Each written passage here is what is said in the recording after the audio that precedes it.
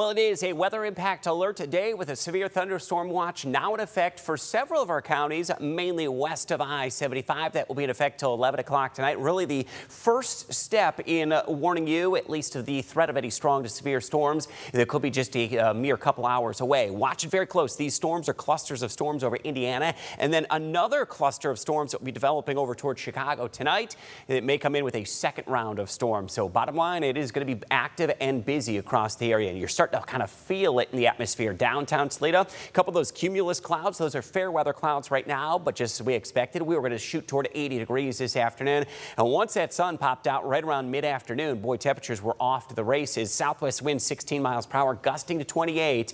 We expect a warm and humid evening. Sort of sets the stage of this first half of April for an evening that could feature some strong to severe storms. Most areas upper 70s to near 80 degrees. We've hit 80 in Toledo, down toward Findlay. Look at Ottawa, 84 degrees. Bryan 76, Adrian 78, and over toward Monroe at 77 degrees. Now it is dry right now. I still expect another 60 to 90 minutes entirely dry. It's going to be near or after 7 p.m. And then we get a few of these isolated storms that do have some severe warnings with them making their way into western Ohio. So that will be the first wave of storms. Second round of storms may actually come from this complex up here toward the Illinois and Wisconsin border that then would dive in after those storms more later tonight. So any of those storms will feature the risk of downpours and heavy rain. And I'm going to give you a wide window of about 7 p.m. to 4 a.m. That first round from about 7 p.m. to midnight. And then the second round of storms could be closer to midnight to 4 a.m. So it may be a long night for storm threats, and it will include all modes of severe weather.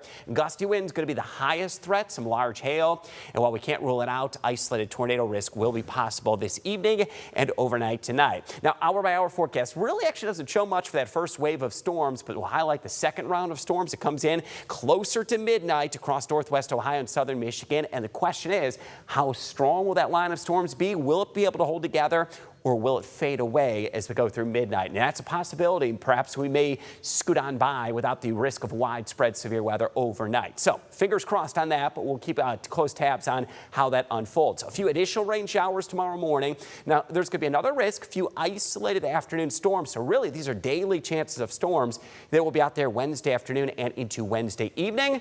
And again, could include some heavy downpours. Beyond that, I've already had my attention out there then towards Saturday's risk, a powerful cold front that's going to make its way into the area. And that is going to be Saturday.